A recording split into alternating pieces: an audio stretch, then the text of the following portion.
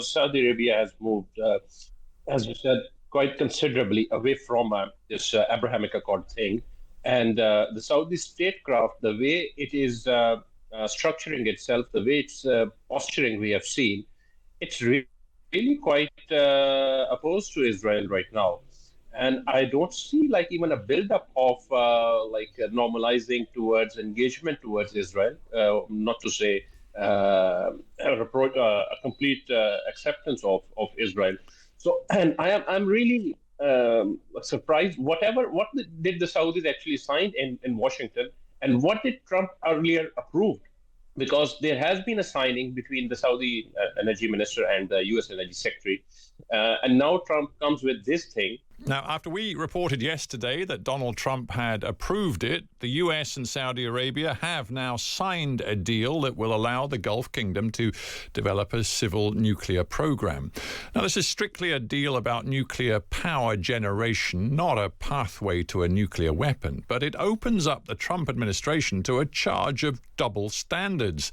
The details of the deal aren't yet public, but US media reports suggest the Americans will enable uranium enrichment to be carried out on Saudi soil. At the very same time, they're waging war on Iran to stop their uranium enrichment program and eliminate any chance the Iranians could develop a nuclear weapon. In Tehran and in Jerusalem too, there's likely to be consternation about the Saudis gaining access to enrichment technology, which is, of course, a base requirement for any military nuclear program. Well, let's consider the potential fallout with Umer Karim, a doctoral researcher focusing on Saudi foreign policy at the University of Birmingham and associate fellow at King Faisal Centre for Research and Islamic Studies. Welcome to the Times at One, Umer Karim. The question everybody is asking right now is, why does Saudi Arabia need a massive civil nuclear program? Thank you, Steve. And I guess the need is for energy purposes, because Saudi Arabia is primarily dependent upon energy produced from petrochemical resources. And if it had to transition towards a cleaner energy infrastructure, then this is very important. There is also another aspect that there are unproven uranium ore reserves found within Saudi Arabia. So Saudi Arabia has been keen to exploit them. And both of these things, they are part of the Saudi Vision 2030, if we may say. So there are lots of aspects because of which Saudi Arabia is interested in it. And in any case, it's quite prestigious to have a civil nuclear program and to join a group of nations. Yes, interesting you put it that way. It's a form of power projection, isn't it, to have a very sophisticated nuclear program.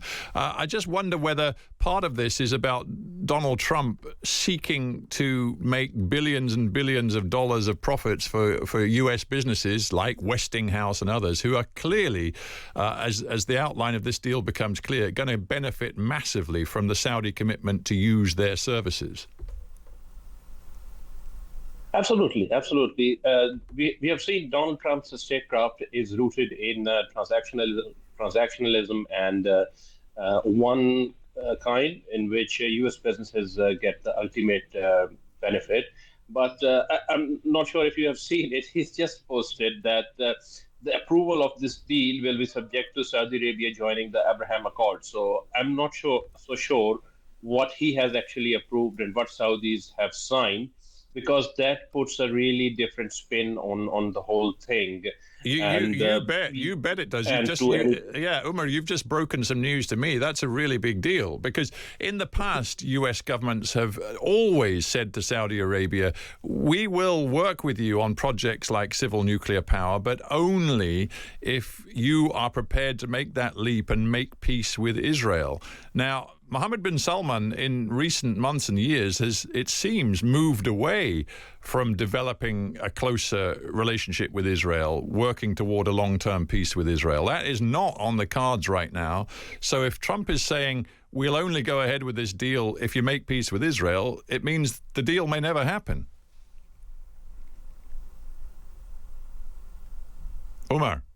Absolutely. Absolutely, because Saudi Arabia has moved, as you said, quite considerably away from this Abrahamic Accord thing. And the Saudi statecraft, the way it is structuring itself, the way it's posturing, we have seen, it's really quite opposed to Israel right now. And I don't see like even a buildup of normalizing towards engagement towards Israel, not to say a complete acceptance of Israel. So, and I'm really surprised. Did the Saudis actually sign in Washington, and what did Trump earlier approved? Because there has been a signing between the Saudi energy minister and the U.S. energy secretary, and now Trump comes with this thing. So we still need to see how it goes, because the Israelis' initial reaction, they were really perturbed and agitated by the U.S. approval. Yeah, well, not for the first time. It seems Trump has, in just the last hour or so, sowed new levels of confusion into something that appeared to be heading one way and may not be now. Just a final thought on Iran, because the U.S. and Iran are still basically at war, whether they call it a war or not.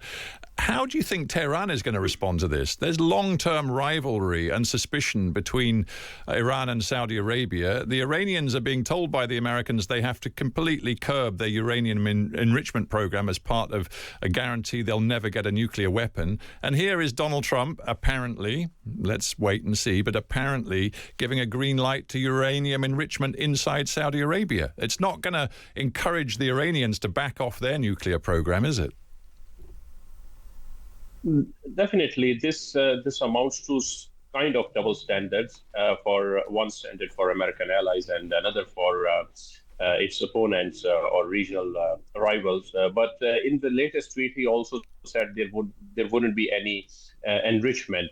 Although the initial news report suggested that there would be a committee, and then they would really think into this and see if there is a commercial viability of enrichment on Saudi soil.